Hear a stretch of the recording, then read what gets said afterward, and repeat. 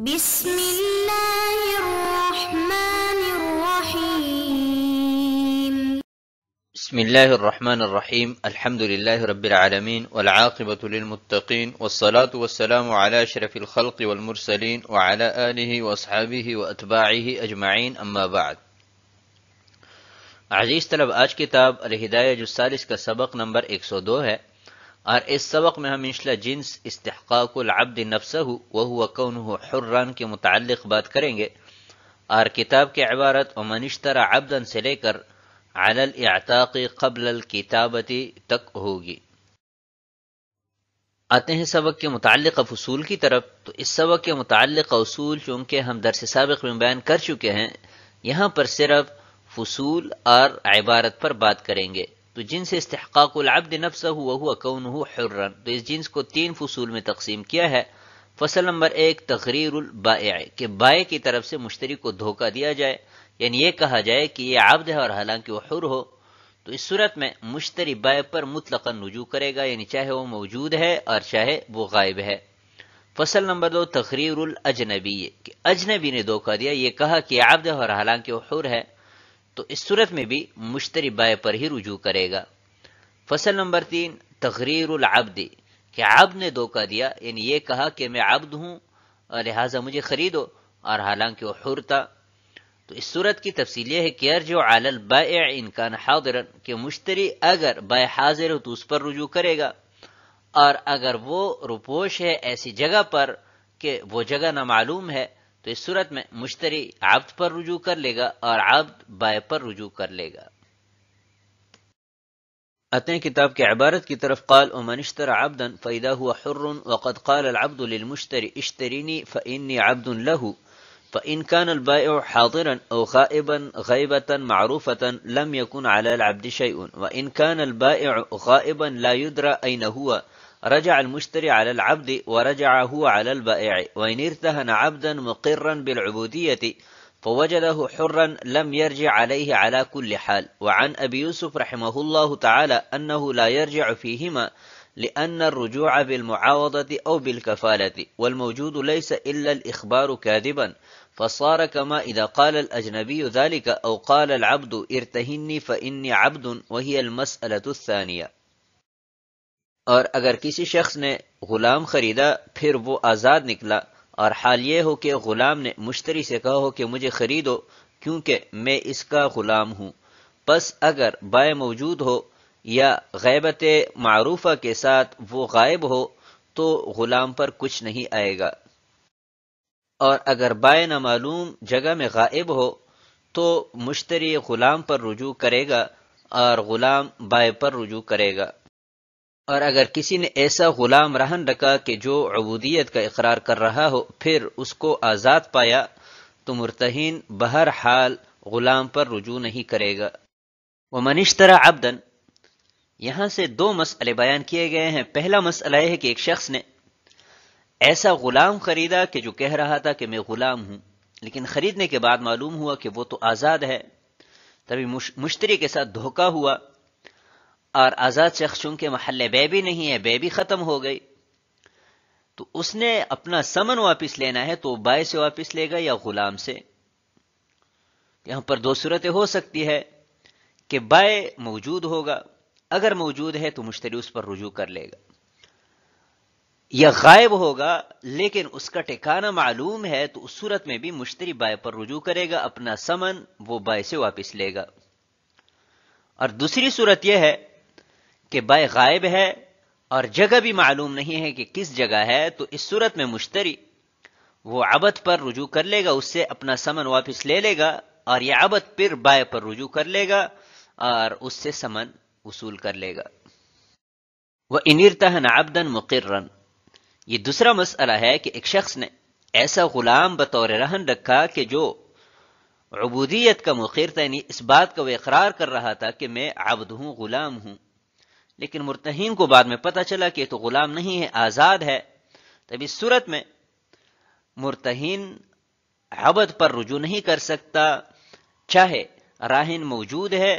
اور چاہے وہ نامعلوم جگہ میں روپوش ہے۔ اور قاضی ابو یوسف رحمۃ اللہ علیہ سے ایک روایت منقول ہے کہ وہ بہر 2 صورت عبد پر رجوع نہیں کرے گا، چاہے بے کی صورت ہے اور چاہے رہن کی صورت ہے۔ لأن الرجوع بالمعاوضہ، یہاں سے صاحب ہدایہ قاضی ابو یوسف رحمۃ اللہ علیہ کی دلیل ذکر فرما رہے ہیں کہ رجوع جو ہے یا تو معاوضہ کی وجہ سے ہوتا ہے اور یا عقد کفالت کی وجہ سے، اور یہاں پر عبد نے نہ تو مشتری کے ساتھ عقد معاوضہ کیا ہے، کوئی خرید و فروخت نہیں ہوئی ہے، اور نہ ہی بائع کی طرف سے ثمن کی ادائیگی کا کفیل بنا ہے، لہذا مشتری عبد پر کوئی رجوع نہیں کرے گا۔ البتہ اس نے جھوٹی خبر دی ہے تو آخرت کے اعتبار سے وہ اس جھوٹی خبر کی وجہ سے قابل اعتاب ہے۔ فصار کما اذا قال الاجنبی، قاضی ابو یوسف رحمۃ اللہ علیہ فرماتے ہیں کہ جیسے کوئی اجنبی شخص کہیں کہ یہ غلام ہے آپ خرید لیں، تو مشتری نے اس پر اعتماد کر کے خرید لیا اور بعد میں معلوم ہوا کہ یہ تو آزاد ہے، تو جیسے اس صورت میں مشتری کو یہ حق حاصل نہیں ہے کہ وہ اجنبی پر رجوع کرے، ایسی ہی جب غلام نے خود کہا کہ میں غلام ہوں مجھے خرید لو، تو اس صورت میں بھی غلام پر رجوع نہیں کرے گا۔ اور قاضی ابو یوسف رحمۃ اللہ علیہ بے کو قیاس کرتے ہیں رہن کے معاملے پر، کہ رہن کے معاملے میں تو آپ بھی مانتے ہیں کہ اگر انہوں نے اس بات کا اقرار کیا کہ میں غلام ہوں لہٰذا مجھے رہن کے طور پر رکھ لو، اور بعد میں ظاہر ہو کہ وہ تو آزاد ہے، تو اس صورت میں عبد پر رجوع نہیں ہوتا، ایسی ہی بے کی صورت میں بھی عبد پر رجوع نہیں ہوگا۔ آتے ہیں اگلی عبارت کی طرف، وَلَهُمَا أَنَّ الْمُشْتَرِيَ شَرَعَ فِي الشِّرَاءِ مُعْتَمِدًا عَلَى أَمْرِهِ وَإِقْرَارِهِ بِأَنِّي عَبْدٌ إِذِ الْقَوْلُ لَهُ فِي الْحُرِّيَّةِ فَيُجْعَلُ الْعَبْدُ بِالْأَمْرِ بِالشِّرَاءِ ضَامِنًا لِلثَّمَنِ لَهُ عند تعذر رجوعه على البائع دفعا للغرور والضرر، ولا تعذر إلا فيما لا يعرف مكانه، والبيع عقد معاوضة فأمكن أن يجعل الآمر به ضامنا للسلامة كما هو موجبه، بخلاف الرهن لأنه ليس بمعاوضة بل هو وثيقة لاستيفاء عين حقه، حتى يجوز الرهن ببدل الصرف والمسلم فيه مع حرمة الاستبدال، فلا يجعل الأمر به ضمانا للسلامة، وبخلاف الأجنبي لأنه لا يعبأ بقوله فلا يتحقق الغرور، ونظير مسألتنا قول المولى بايع عبدي هذا فإني قد أذنت له ثم ظهر الاستحقاق فإنهم يرجعون عليه بقيمته۔ اور طرفین کی دلیل یہ ہے کہ مشتری نے اس کے کہنے اور اقرار کرنے پر کہ میں غلام ہوں اعتماد کر کے خریدنا شروع کیا، کیونکہ آزادی میں اسی کا قول معتبر ہے، پس غلام کو امر بالشراء کی وجہ سے مشتری سے غرر اور ضرر کو دور کرتے ہوئے بائع پر رجوع متعذر ہونے کی صورت میں ثمن کا ضامن قرار دیا جائے گا، برخلاف رہن کے کہ وہ عقد معاوضہ نہیں ہے بلکہ عین حق کی وصولیابی کا وثیقہ ہے، یہاں تک کہ حرمت استبدال کے باوجود بھی بدل صرف اور مسلم فی کے بدلے رہن رکھنا جائز ہے، لہذا عامر کو سلامتی کا ضامن نہیں بنایا جا سکتا، اور برخلاف اجنبی کے کہ اس کے قول کی کوئی پرواہ نہیں کی جاتی، لہذا غرر متحقق نہیں ہوگا۔ اور ہمارے اس مسئلے کی نظیر مولا کا یہ قول ہے کہ میرے اس غلام کے ساتھ خرید و فروخت کرو، کیونکہ میں نے اس کو تجارت کی اجازت دے رکھی ہے، اور پھر استحقاق ظاہر ہو تو تجار اس کی قیمت کے بقدر آقا پر رجوع کر سکتے ہیں۔ وَلَهُمَا، یہاں سے صاحب ہدایت طرفین کی دلیل ذکر فرما رہے ہیں، لیکن اس دلیل کو سمجھنے سے پہلے آپ وہ ضابطہ یاد رکھیں کہ جیسے بائع کے لیے ثمن کا سالم ہونا یہ ضروری ہے، ایسی ہی مشتری کے لیے مبیع کا سالم ہونا یہ ضروری ہے، کیونکہ بے عقد معاوضہ ہے، اور عقد معاوضہ یہ مساوات کا تقاضا کرتا ہے، لہذا جانبین میں سلامتی یہ ضروری ہوگی۔ تو اب اس عبارت کو سمجھیں، صاحب ہدایت فرماتے ہیں کہ مشتری نے عبد کے اقرار یا اس کے امر پر اعتماد کرتے ہوئے خریدنا شروع کیا تھا، لیکن مسئلہ یہ بنا کہ مبیع جو ہے وہ مشتری کے لیے سلیم نہیں رہی، کیونکہ وہ آزاد ہے اور آزاد شخص محل بے نہیں ہے، تبھی مشتری اپنے ثمن کی وصولیابی کے لیے بائع پر رجوع کرے گا۔ البتہ اگر بائع جو ہے وہ موجود نہ ہو، غیبت منقطع کے ساتھ وہ غائب ہو، تو اس صورت میں یہ مشتری اس عبد پر کہ جس نے اپنے آپ کو غلام ظاہر کر کے مشتری کو بے پر ابھارا تھا، اس پر رجوع کر لے گا تاکہ مشتری سے بے قدر الامکان غرر اور ضرر یہ دور ہو، اور پھر یہ عبد جو ہے یہ اپنے بائع پر رجوع کر لے گا تاکہ اس سے بھی ضرر دور ہو۔ بخلاف الرہن، یہاں سے صاحب ہدایہ قاضی ابو یوسف رحمۃ اللہ علیہ کی قیاس کا جواب دے رہے ہیں کہ بے کو رہن پر قیاس کرنا یہ درست نہیں ہے، کیونکہ بے عقد معاوضہ ہے جیسا کہ پہلے بیان کیا جا چکا، اور رہن جو ہے یہ عقد معاوضہ نہیں ہے بلکہ اپنے حق کی وصولیابی کے لیے ایک وثیقہ ہے، جس پر صاحب ہدایہ نے دو دلیلیں ذکر فرمائی ہے۔ پہلی دلیل یہ ہے کہ عقد صرف میں جب تک عوضین پر قبضہ نہ ہو تب تک اس میں تصرف جائز نہیں ہے، یعنی دراہم اور دنانیر کا تبادلہ ہے تو جب تک دراہم اور دنانیر پر قبضہ نہ کیا جائے تب تک اس میں تصرف نہیں ہو سکتا، لیکن ان دراہم اور دنانیر کو بطور رہن کسی کے پاس رکھ سکتے ہیں کہ جس پر عقد صرف میں ابھی تک قبضہ نہیں ہوا، جس سے معلوم ہوا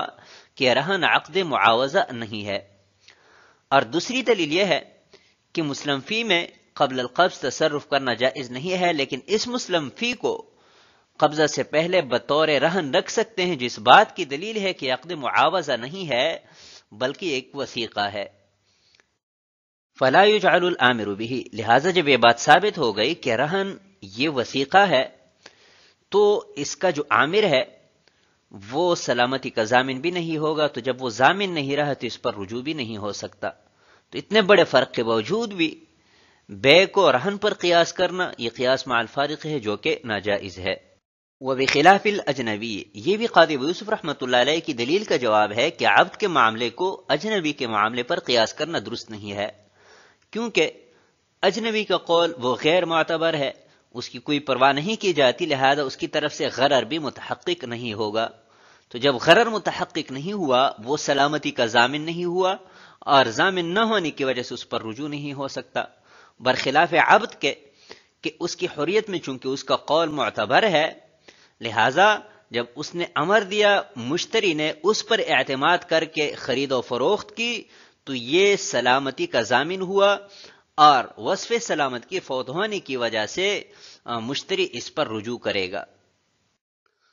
وَنَظِيرُ مَسْأَلَتِنَا قَوْلُ الْمَوْلَى بَائِعُ عَبْدِ هَذَا، صاحب ہدایہ یہاں پر متن میں ذکر کردہ مسئلے کی ایک نظیر پیش فرما رہے ہیں کہ مولا نے یہ کہا کہ غلام میرا ہے اور میں نے اس کو تجارت کی اجازت دے رکھی ہے، لہٰذا آپ لوگ اس کے ساتھ خرید و فروخت کرو۔ تو لوگوں نے خرید و فروخت شروع کر دی اور لوگوں کا اس کے ذمے قرضہ ثابت ہوا۔ بعد میں معلوم ہوا کہ غلام تو کسی اور کا ہی نہیں، غلام مستحق نکلا۔ تو اس صورت میں آقا نے چونکہ دھوکہ دیا ہے لہٰذا وہ ضامن ہوگا، تو یہ تاجر اس عبد کے رقبہ کی قیمت کے بقدر اپنے قرضے مولا سے وصول کر سکتے ہیں۔ تو جیسے یہاں پر مولا نے دھوکہ دیا اور وہ ضامن ہے، ایسی ہی جب عبد نے دھوکہ دیا ہو تو وہ بھی ضامن ہوگا اور سلامتی کے وصف کے فوت ہونے کی وجہ سے اس پر رجوع کیا جائے گا۔ آتے ہیں اگلی عبارت کی طرف، ثم فی وضع المسألة ضرب اشکال على قول ابی حنیفة رحمه الله تعالی لأن الدعوى شرط في حرية العبد عنده والتناقض يفسد الدعوى، وقيل إذا كان الوضع في حرية الأصل فالدعوى فيها ليس بشرط عنده لتضمنه تحريم فرج الأم، وقيل هو شرط لكن التناقض غير مانع لخفاء العلوق، وإن كان الوضع في الإعتاق فالتناقض لا يمنع لاستبداد المولى به، فصار كالمختلعة تقيم البينة على الطلقات الثلاث قبل الخلع، وكالمكاتب يقيمها على الإعتاق قبل الكتابة۔ پھر مسئلہ کی وضع کرنے میں امام ابو حنیفہ رحمۃ اللہ علیہ کے قول پر ایک اشکال ہے، اس لیے کہ ان کے ہاں عبد کی حریت میں دعویٰ کرنا یہ شرط ہے اور تناقض یہ دعویٰ کو فاسد کرتا ہے، اور کہا گیا ہے کہ اگر مسئلہ اصل کی حریت میں وضع کیا گیا ہے تو اس میں امام صاحب کے ہاں دعویٰ شرط نہیں ہے، کیونکہ یہ ماں کے فرج کے حرام ہونے کو متضمن ہے، اور کہا گیا ہے کہ شرط ہے لیکن اس میں تناقض غیر مانع ہے علوق کے مخفی ہونے کی وجہ سے، اور اگر مسئلے کی وضع اعتاق میں ہے تو تناقض مانع نہیں ہے، اس لیے کہ مولا اعتاق میں مستقل ہے۔ تو یہ اس خلا لینے والی عورت کی طرح ہوا کہ جس نے 3 طلاق پر خلا سے پہلے بینہ پیش کیا، یا اس مکاتب کی طرح کہ جس نے اعتاق پر کتابت سے پہلے بینہ پیش کیا۔ ثم في وضع المسألة ضرب اشکال على قول ابی حنیفہ رحمہ اللہ، یہاں سے صاحب ہدایہ متن کے مسئلہ پر امام اعظم ابو حنیفہ رحمۃ اللہ علیہ کے مذہب کے مطابق ایک اشکال اور اس کا جواب ذکر فرما رہے ہیں۔ اشکال یہ ہے کہ امام صاحب کے قول کے مطابق عبد کی حریت کے لیے دعویٰ شرط ہے، یعنی وہ پہلے دعویٰ کرے گا، اس کے بعد قاضی صاحب اس سے بینہ طلب کریں گے، اور بینہ کے بعد قاضی صاحب اس کی حریت کا فیصلہ فرمائیں گے۔ لیکن دعویٰ اس وقت مسموع ہوتا ہے کہ جس وقت اس میں کوئی تناقض نہ ہو، اور یہاں پر تو تناقض موجود ہے۔ ایک طرف عبد کہہ رہا ہے کہ میں غلام ہوں لہٰذا مجھے خریدو، اور دوسری طرف وہ کہہ رہا ہے کہ میں آزاد ہوں۔ تو اس تناقض کے باوجود قاضی صاحب نے کیسے ان کا دعویٰ سنا اور بینہ پر فیصلہ کیا؟ وقیل اذا كان الوضع في حریت الاصل، یہاں سے صاحب ہدایہ جوابات ذکر فرما رہے ہیں، جس کا خلاصہ ہے کہ یہ مسئلہ یا تو اصل کی حریت میں وضع ہوگا یا اعتاق میں۔ اصل کی حریت میں مسئلے کی وضع کا مطلب یہ ہے کہ یہ عبد ابتداءً آزاد تھا، یہ غلام تھا ہی نہیں، اور اعتاق میں مسئلے کی وضع کا مطلب یہ ہے کہ یہ پہلے عبد تھا بعد میں آزاد کیا گیا ہے۔ تو اگر وضع المسئلہ فی حریت الاصل ہے، یعنی اصل کی حریت میں مسئلے کی وضع ہے، تو اس کے دو جوابات ذکر کیے گئے ہیں۔ بعض مشائخ کا کہنا یہ ہے کہ اصل کی حریت کے لیے امام صاحب کے ہاں دعویٰ شرط نہیں ہے، کیونکہ اصل حریت کا مطلب یہ ہے کہ اس عبد کی جو ماں ہے وہ کسی کی مملوکہ نہیں ہے، لہذا اس کے ماں کی ملکیت کے مدعی پر اس باندی کے ساتھ جماع حرام ہے، فرج جو ہے وہ حرام ہے، اور حرمت فرج یہ من حقوق اللہ ہے، اور اللہ تعالی کے حقوق اس بات میں دعوے کے محتاج نہیں ہوتے۔ وقیل ہوا شرط، اور بعض مشائخ کا کہنا یہ ہے کہ اصل کی حریت کے لیے دعویٰ شرط ہے امام صاحب کے ہاں، لیکن یہاں پر یہ جو تناقض ہے یہ مضر نہیں ہے، کیونکہ حریت اور عبدیت کا تعلق ایک امر خفی کے ساتھ ہے، اور وہ علوق یعنی استقرار حمل ہے۔ تو استقرار حمل چونکہ ایک مخفی امر ہے، اس وجہ سے اگر اس باب میں کوئی تناقض بھی آ جائے تو وہ تناقض غیر مضر ہے، اس کی وجہ سے دعویٰ باطل نہیں ہوتا بلکہ مسموع ہوتا ہے، قاضی اس بنا پر فیصلہ کر سکتا ہے۔ لخفاء العلوق، اس کا مطلب یہ ہے کہ حریت اور عبدیت کا تعلق چونکہ استقرار حمل کے ساتھ ہے، کہ جس وقت حمل ٹھہر رہا ہے اس وقت وہ ماں آزاد ہے یا باندی ہے۔ اگر باندی ہے تو اس کا بچہ بھی عبد ہوگا، اور اگر آزاد ہے تو اس کا بچہ بھی آزاد ہوگا۔ تو یہ عین ممکن ہے کہ یہ بچپن میں دارالحرب سے لایا گیا اور اس کو یہ پتہ نہ ہو کہ میری والدہ وہ آزاد تھی یا باندی تھی، لیکن وہ اس پر قیاس کرتے ہوئے کہ مجھے چونکہ دارالحرب سے اٹھایا گیا ہے لہٰذا میری ماں جو ہے وہ باندی ہوگی تو میں بھی عبد ہوں، اس بنا پر انہوں نے کہا کہ میں عبد ہوں۔ لیکن بعد میں تحقیق سے پتہ چلا کہ آپ کی جو والدہ تھی وہ باندی نہیں تھی بلکہ وہ آزاد تھی، تو بعد میں پتہ چلنے کی وجہ سے اس نے یہ دعویٰ کیا، تو یہاں پر دعویٰ میں کوئی تناقض نہیں ہے، لہٰذا قاضی کے ہاں یہ مسموع ہوگا، اور بینہ اگر پیش کر دیا گیا تو قاضی صاحب اس پر فیصلہ صادر فرمائیں گے۔ وَإِنْ كَانَ الْوَضْعُ فِي الْإِعْتَاقِ، اور اگر متن میں ذکر کردہ مسئلے کی وضع یہ اعتاق میں ہے تو اس صورت میں تناقض یہ مانع نہیں ہے۔ تناقض کے مانع نہ ہونے کا مطلب یہ ہے کہ تناقض کے باوجود عبد کا دعویٰ مسموع ہے، قاضی صاحب سنیں گے، اگر بینہ پیش کر دیا تو اس پر قاضی صاحب فیصلہ صادر فرمائیں گے۔ اس کی وجہ یہ ہے کہ آقا جو ہے وہ مستبد بالاعتاق ہے، عبد کے علم پر موقوف نہیں ہے، تو یہ عین ممکن ہے کہ آقا نے آزاد کیا ہو اور چند لوگوں کو یہ بات معلوم ہو لیکن عبد کو خود پتہ نہ ہو، تو اس وقت جس وقت اس کی بے ہو رہی تھی عبد نے کہا ہو کہ میں تو عبد ہوں، اس کی بے ہونے کے بعد ان لوگوں نے عبد کو بتلا دیا ہو کہ آپ تو آزاد ہیں، تو بعد میں اس نے یہ کہا ہو کہ میں آزاد ہوں، لہٰذا یہاں پر اگرچہ بظاہر تناقض ہے لیکن یہ تناقض یہ مانع نہیں ہے، قاضی صاحب دعویٰ سنیں گے، اگر بینہ پیش کر دیا گیا تو قاضی صاحب فیصلہ بھی فرمائیں گے۔ فصارا کل مختلعات تقیم البینہ، یہاں سے اعتاق کے مسئلے کو خلا کے مسئلے پر قیاس کیا جا رہا ہے کہ ایک عورت نے اپنے شوہر سے خلا لیا اور پھر 3 طلاق پر بینہ پیش کر کے قاضی صاحب سے فیصلہ لیا، تو یہاں پر اگرچہ تناقض موجود ہے لیکن اس تناقض کے باوجود بھی قاضی صاحب اس عورت کا دعویٰ سنتے ہیں، بینہ پر فیصلہ صادر فرماتے ہیں، کیونکہ شوہر وہ مستبد بالطلاق ہوتا ہے، طلاق یہ عورت کے علم پر موقوف نہیں ہوتا، تو یہ عین ممکن ہے کہ شوہر نے 3 طلاق دی ہو لیکن عورت کو پتہ نہ ہو، تو اس نے خلا لیا ہو، بعد میں پتہ چلا ہو کہ اس نے تو مجھے 3 طلاقیں دی ہیں، اور پھر دعویٰ کیا ہو، دعویٰ پر بینہ پیش کیا اور قاضی صاحب نے فیصلہ فرمایا، تو یہاں پر جیسے بظاہر تناقض کے باوجود دعویٰ مسموع ہے، بینہ پر قاضی صاحب نے فیصلہ صادر فرمایا ہے، ایسی ہی اعتاق کی صورت میں بھی اگرچہ بظاہر تناقض ہے لیکن یہ تناقض مضر نہیں ہے، قاضی صاحب دعویٰ سنیں گے اور اگر بینہ پیش کر دیا گیا تو قاضی صاحب فیصلہ بھی صادر فرمائیں گے۔ وَكَالْمُكَاتِبِ يُقِيمُهَا عَلَى الْإِعْتَاقِ،